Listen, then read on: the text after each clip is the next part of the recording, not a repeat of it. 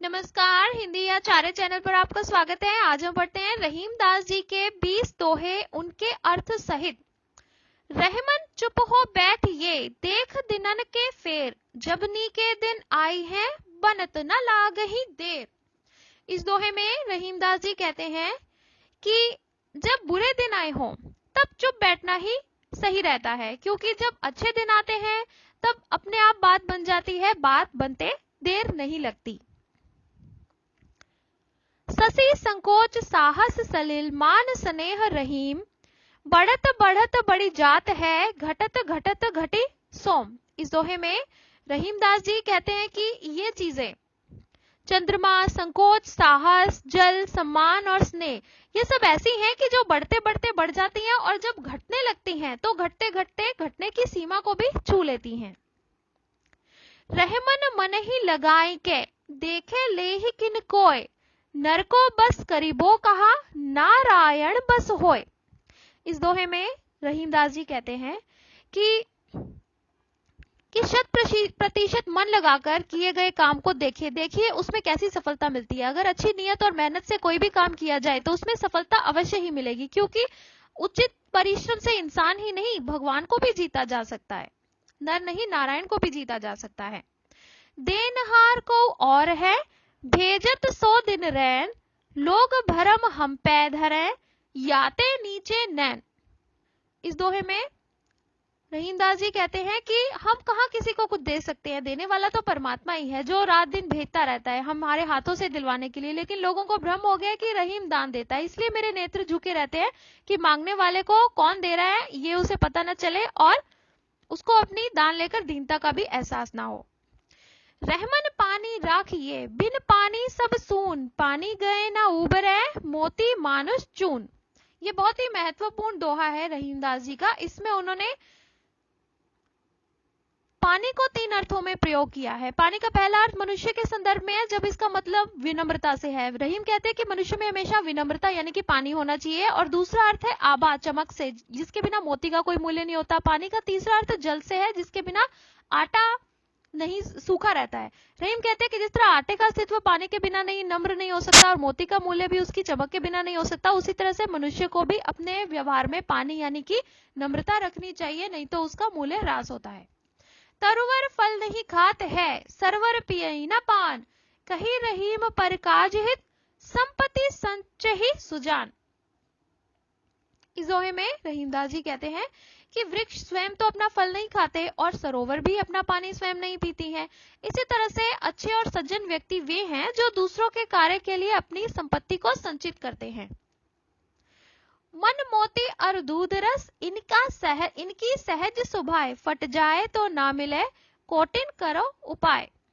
ये 3 चीजें ऐसी हैं, रहीम जी इस दोहे में कहते हैं कि मन, मोती, फूल, दूध और रस जब तक सहज और सामान्य रहते हैं तब तक तो वे ठीक रहते हैं, परंतु जब एक बार फट जाएं तो करोड़ों उपाय कर लो फिर भी वे अपने सहज रूप में वापस नहीं आते।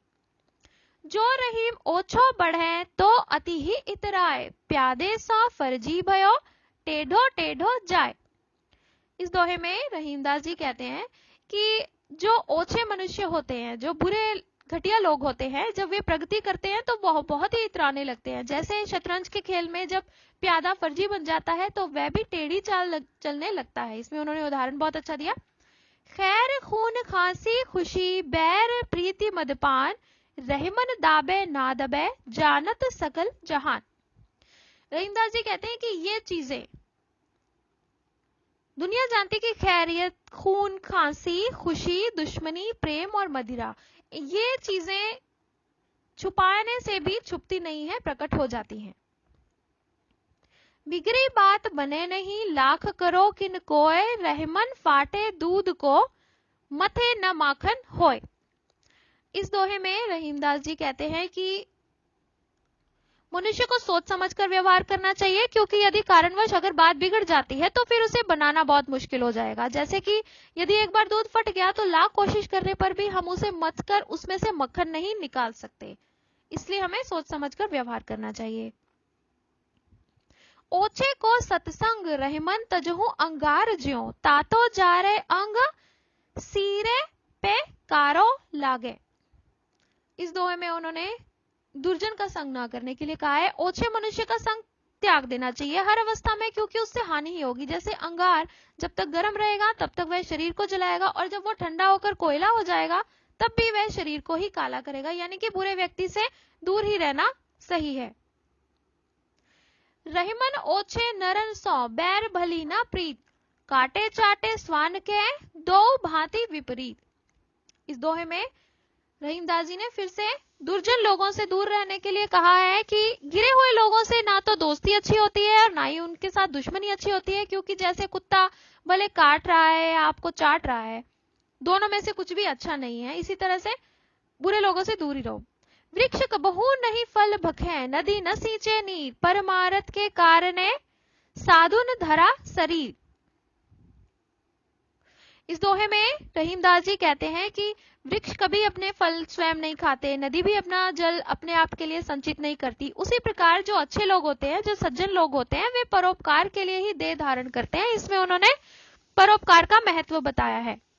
वे रहीम नर धन्य है, पर उपकारी अंग, बांटन वारे कौल गए ज्यों मेहंदी को रंग। इसमें फिर से उन्होंने परोपकार का महत्व बताया है इस दोहे में कि वह पुरुष जो दूसरों का उपकार करते हैं, यानी कि आपने अपने से जितना हो सके जरूरतमंद व्यक्ति पर उपकार उनका रंग करता है। जैसे कि मेहंदी का रंग हम किसी को लगा भी रहे हैं तो भी हमारे हाथों पर भी वो लगेगा, हमें भी फायदा होगा।